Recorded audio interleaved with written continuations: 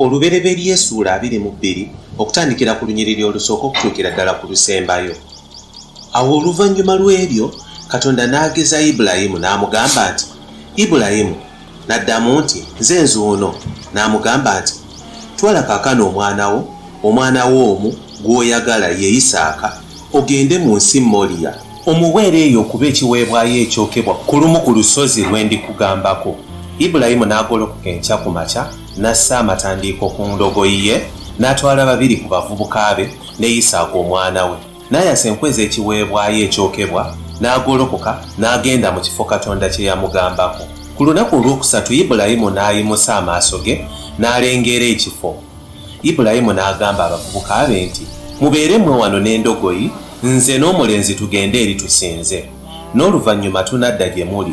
Ibulayimu n'addira enkwe z'okwokya ekiweebwayo n'azitikka Isaaka omwana we, ye n'atwala omuliro n'akambe, bombi ne bagenda. Isaaka n'ayita Ibulayimu kitaawe nti, kitange. N'addamu nti, nze nzuuno omwana wange. Isaaka n'amubuuza nti, laba omuliro n'enkubi bino, naye omwana gw'endiga ogw'ekiweebwayo ekyokebwa guluwa?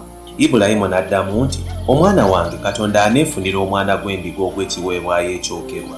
Ne beeyongerayo bombi, ne batuuka mu kifo kya Katonda kye yamugamba. Ibulayimu n'azimba ekyoto, n'atindikirako enku, n'alyoka asiba Isaaka omwana we, n'amugalamiza ku nku eziri ku kyoto. Ibulayimu n'agolola omukono gwe, n'akwata akambe okutta omwana we. Naye malayika wa Mukama n'amukoowoola ng'ayima mu ggulu, ng'ayogera nti, Ibulayimu, Ibulayimu. N'ayogera nti, nze nzuuno. N'agamba nti, totta mulenzi, so tomukolako kabi, kubanga kaakano otegedde ng'otya Katonda, kubanga tonnyemye omwana wo omu.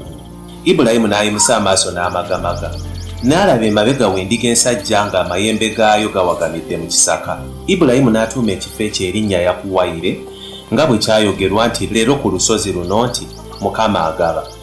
Awo malayika wa Mukama n'ayita Ibulayimu omulundi ogwokubiri ng'ayima mu ggulu, n'ayogera nti, bw'ati bw'ayogera Mukama Katonda nti, ndayira mu linnya lyange, olw'okuba ng'okoze bw'otyo, n'otonnyema mwana wo omu yekka, ddala ndikuwa omukisa, era ndikuwa ezzadde eddene, liriba ng'emmunyeenye ez'oku ggulu, era ng'omusenyu oguli ku lubalama lw'ennyanja, era mu zzadde ly'amawanga gonna ag'omu nsi mwe galiweerwa omukisa, kubanga owulidde eddoboozi lyange. Awo Ibulayimu n'addayo eri abavubuka be, ne basituka ne bagendera wamu bonna e Beeruseba. Ibulayimu n'abeeranga eyo. Oluvannyuma lw'ebyo ne babuulira Ibulayimu nti Mirika yazaalira muganda wo Nakoli abaana. Uzi ye mubereberye ne kuddako Buuzi, ne Kemweri kitaawe wa Alamu, Kesedi, Zaako, Pirudaasi, Idulaafu ne Besweri. Besweri n'azaala Lebbeeka. Abo be bano 8 Mirika be yazaalira Nakoli muganda wa Ibulayimu.